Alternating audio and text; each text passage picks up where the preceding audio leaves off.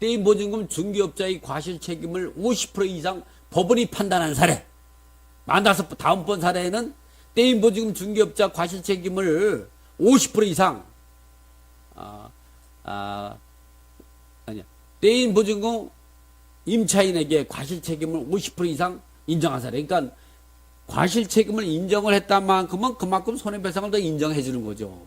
다음 이 45번째는 임차인이 과실 책임을 50% 이상 했다면 중개업자에게 그 50% 미만의 이 책임을 물을 수 있는 거죠. 그 부분을 꼭 생각합니다. 지금부터 과실 책임을 물을 수 있다. 중개업자에게 과실 책임을 50% 이상 매길 수 있다. 그 말은 뭐냐면 상대적으로 그 50% 이상 손해배상 책임을 물을 수 있다는 거죠. 그러나 중개업자의 과실 책임을 50% 미만으로 이 법원이 판단했다. 그러면 임차인은 그 중개업자에게 손해배상 책임을 50% 미만에 청구할 수 있다. 이렇게 이해하시면 됩니다. 자, 44번째 떼인 보증금 중개업자의 과실 책임을 50% 이상 법원이 판단한 사례. 이 내용을 한번 보시겠습니다. 자, 중개업자의 과실 책임을 50% 이상 법원이 판단한 이 판례를 읽어봐 드리는 겁니다. 중요한 내용만 신탁부동산에 대한 임대차 계약으로 보증금을 손해본 사례. 신탁회사 앞으로 신탁등기가 되어 있는 상태에서 신탁회사의 동의 없는 수탁자의 처분행위는 무효가 된다. 그렇죠. 이런 경우 무효가 된다. 제가 신탁공매 투자의 비밀이라고 하고 지금도 신탁공매로 낙찰받아서 먹고 사는 사람인데 이게 참 잘 알죠. 무효입니다. 이제 부동산 담보 신탁 국밥봉주님 추천 감사합니다. 2항에 보면 신탁 기간 중에 체결되는 새로운 임대차 계약은 수탁자 명의로 하되 수탁자 및 우선수익자의 동의가 있는 경우에는 임대인을 위탁자로 할 수 있다. 단 수탁자 명의로 체결된 것이 아니라 우선수익자 동의 없이 위탁자가 임의로 계약을 체결한 임대차 계약은 수탁자에게 효력을 주장할 수 없다. 이러한 경우라고 하면 그래서 이 부분에 대해서 보면 즉 이런 거죠. 이런 경우를 보면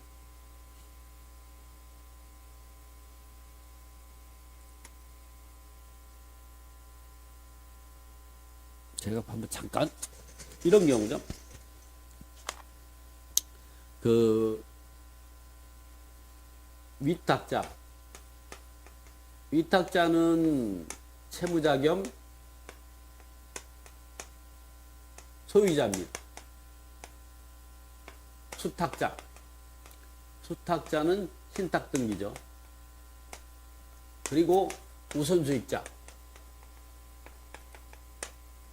이런 대출 금융기관입니다. 대출 금융기관.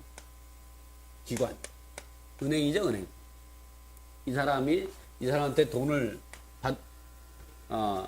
대출 의뢰를 하면 신용이 나쁘거나 또는 대출을 많이 받고자 하는 사람들은 어떻게 하냐? 이제 담보신탁으로 근저당을 설정하고 대출을 받는 게 일반적이지만 신탁 등 담보신탁으로 대출 받으려면 그 위탁자와 수탁자가 부동산 담보 신탁 계약서를 작성하고 위탁자는 이제 신탁 등기를 일을 마치고 수탁자가 우선수익자에게 수익권 증서를 발급해 줍니다. 이거를 담보로 해서 이제 그 금융기관에서는 돈을 대출해 주죠. 그러다가 돈을 이제 그 이자를 안 낸다든가 돈을 상환하지 않으면 이제 우선수익자가 환가를 요청하죠. 신탁회사에게 환가 요청하면 신탁회사가 이 보존하고 신탁 등기되어 있는 보존을 공매 신청을 하죠. 이 공매 신청을 하는 걸 우리가 신탁 공매라고 하는 거죠. 그러나 이런 관계가 이런데 이 위탁자가 임대인으로 해서 이럴 때 위탁자를 임대인으로 임대차 계약을 쓸 수 있고 수탁자를 임대인으로 해서 임대차 계약을 어떤 것도 대법원 판례에서는 다 인정을 하게 되죠. 그러나 수탁자와 계약할 때는 뭐 수탁자는 우선수익자의 동의를 얻어가지고 임대차 계약서를 작성하면 되는 거죠. 그러나 위탁자를 임대인을 할 때에는 이 위탁자는 수탁자와 우선수익자의 동의가 있은 다음에 계약을 한다면 신탁 등기 이후에도 얼마든지 가능하고 대항력이 있는 거죠. 그러나 이 위탁자하고만 계약을 하고 나서 수탁자나 우선수익자의 동의 없이 계약했다. 이런 경우는 대항력 없습니다. 이런 사람은 어떻게 되냐면 이 계약서 쓴 위탁자에게만 주장할 텐데 신탁재산은 이미 신탁 등기로 해서 신탁회사가 수탁자가 보관하고 있기 때문에 무효가 되는 거죠. 신탁 공매가 들어와도 대항력이 없는 거죠. 그래서 여러분이 이런 지금 같은 경우는 이렇게 위탁자가 수탁자와 우선수익자의 동의 없이 임대차 계약을 써서 대항력이 없어서 경매로 인해서 이제 손해를 본 사례가 돼서 이러한 경우 손해가 상당 부분은 50% 이상을 갖다가 공인중개사에게 과실 책임을 묻게 되는 거죠. 자, 이런 사례죠. 이런데 과실 책임은 얼마가 나왔는가 한번 볼까요? 내용을 뭐 다 읽어볼 필요는 없고요. 그런 내용인데 과실 책임 내용이 많으니까 과실 책임이 얼마가 나오는가. 이 손해배상 책임은 원고는 이 사건 아파트가 신탁 등기되어 있는 사실은 들었으므로 피고 문이나 양모에게 그 정확한 법적 의무나 효과가 신탁 등기가 되어 있다는 얘기는 임차인에게 말씀을 드렸나 봐요. 그러나 그 위험성이 주의깊게 생각하여 이 임대차 계약 체결 여부를 신중하게 결정하였음에도 불구하고 이를 소홀히 한 잘못이 있어서 피고들이 국밥공주님 추천 감사합니다. 있어서 그 과실 비율을 50%를 정하였다 했죠. 그러나 20에서는 어떻게 되냐? 그러나 2심인 그 서울 고등법원에서 손해배상 책임 한도를 어떻게 하냐면 이때도 50% 이렇게 했네요. 50% 인정했고 그래서 이 피고 협회의 공제 보상 한도 관련 주장 및 그에 한한 부동산 중개 행위를 할 때 공제 사건 한 사건당 보상 한도를 정한 것으로 해석될 뿐 1인이 공제 가입자에 관하여 공제 기간 동안 발생한 모든 공제 사고에 대한 총 보상 한도라고 볼 수 없다. 어쨌든 50%를 인정하게 된 거죠.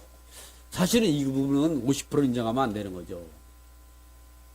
이 판례는 이 판사님이 좀 너무 부동산 중개업소의 편을 든 것 같아요. 제가 볼 때는 이렇게 분명히 신탁 등기가 돼 있으면 그 임대차 계약서를 쓰는데 상당히 조심해야 됩니다.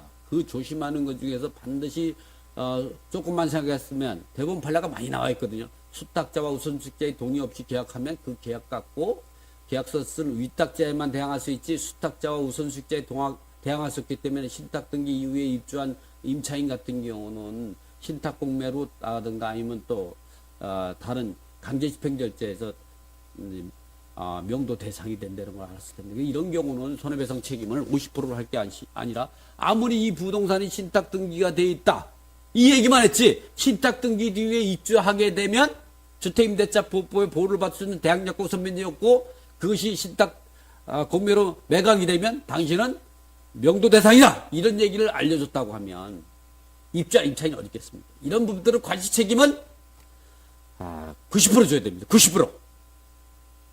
이런 계약을 하는 공인중개가 어디 있습니까? 이거 90%가 돼야 되는데 50% 했다고는 너무 안일한 판사의 이 판결문이다. 이런 생각을 합니다. 자, 다음에 또 넘어갈까요? 제가 좀 너무 흥분했나 봐. 너무 언짢아서 그래. 이런 정도 모르는 공인중개가 이런 사람들이 계약서를 쓰다니 참 한심합니다. 제 후배들이지만 서울고등부 2010달에서 50%를 인정했죠. 다음에는 2012 다 102940 사건이 중개행위 범위와 손해배상 책임입니다. 아파트 분양사무소에서 원고에게 내가 이 아파트를 매수하였다. 아직 소유권 등기를 마치지 아니하였지만 분양회사와 계약을 해놓은 상태다. 이 사건 아파트 시세가 약 2억 2천만 원 정도 되니 전세권보다 선순위 채권액이 2천만 원인 근저당권을 설정하게 해주면 위 근저당권보다 바로 다음 순위로 원고 명의 전세권 설정 등기를 맞춰 주어 추후 임대차 보증금 반환 채권을 안전하게 담보할 수 있도록 해주겠다는 취지로 거짓말을 했다. 예, 원고로부터 임대차기 의뢰를 받고 원고에게 이 사건을 중개했다. 이 손해배상 책임 한도 이렇게 거짓말로 이렇게 그 소유자도 아닌 사람하고 계약한 거죠. 그래서 이런 경우라고 하면 그 피고 이의 책임을 60%로 제한한다. 60% 책임을 진다. 또 2천만 원 근저당권 2천만 원에 60%고 원고에게는 소의 불법 행위로 인한 손해배상 책임으로 5,924만 1,789원 피고 이익 한국공인중개사협회는 잘못된 중개행위로 인한 손해배상으로 피고 1과 각자 이렇게 연대해서 그 5,924만 1,780원 중 3,554만 5천 07만 1,000원을 071원을 각 이 사건 판결 선고일부터 2012년 10월 18일까지 민법 비정한 5%, 그 다음날 가감론 소송 촉진에 관한 법률 20%, 지금은 15%를 받겠죠. 비율로 계산할 지연손해금을 지급할 의무가 있다. 이렇게 나오죠. 이러한 거에 대한 대부분 판단은 어떻게 했느냐.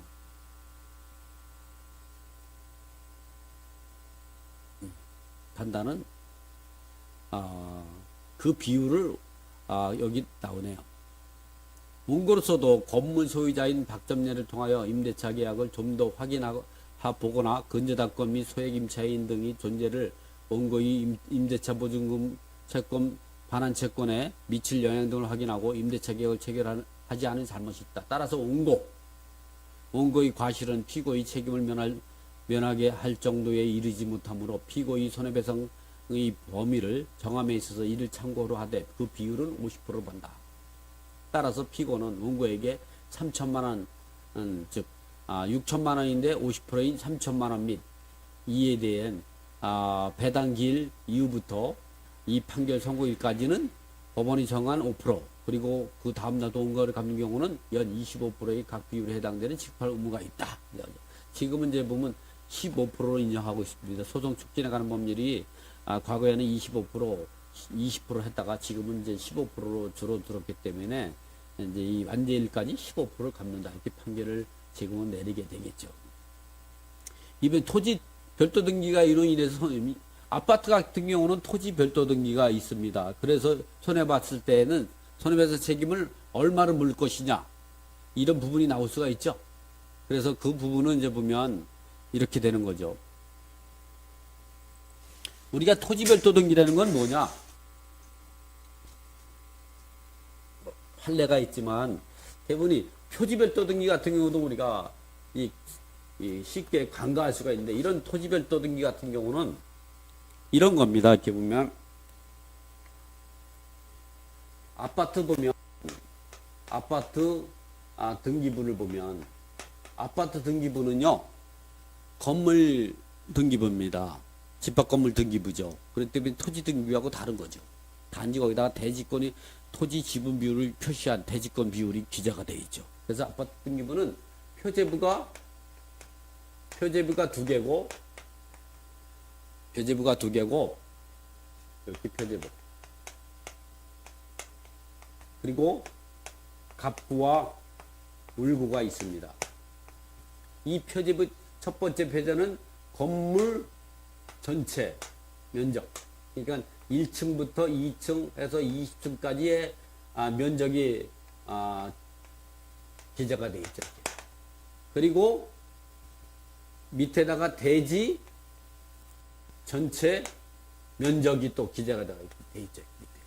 이 건물 등기부면서도 집합건물 같은 경우는 집합건물로 완성이 되고 나면 집합건물법 제20조에 의해서 분리처분 금지에 따라서 건물이 처분에 따라서 대지 사용권이 처분하기 때문에 한 문체를 보기 때문에 아파트 등기부가 만들어지게 되면 이렇게 건물 등기부에 있는데도 불구하고 대지권이 표시가 되어 있는 거예요. 이게 주물, 이거는 종물이기 때문에 그렇다는 거죠. 두 번째 표제부는 뭐냐? 각 구분호수. 예를 들어서 구분호수가 잘 모르지. 예를 들어서 1004호 아파트다. 이 1004호의 전유면적 여러분이 잘 알고 있는 84.98 제곱미터면 이게 34평형이죠. 이 여기에 곱하기 0.3025 하면 25.7평 나옵니다. 이거 플러스 주거 공용 면적 포함해 가지고 34평이 되는 거죠. 이 건축물 대장에 나옵니다. 이 건물 전용 면적하고 대지 사용 비율이 나오죠. 비율이 뭐 예를 들어서 천분지 뭐 35 이렇게 나오죠. 그럼 요게 대지 기부 비율이죠. 그러면 각구에는 소유권에 관한 사항. 각구는 소유권, 보전 등기,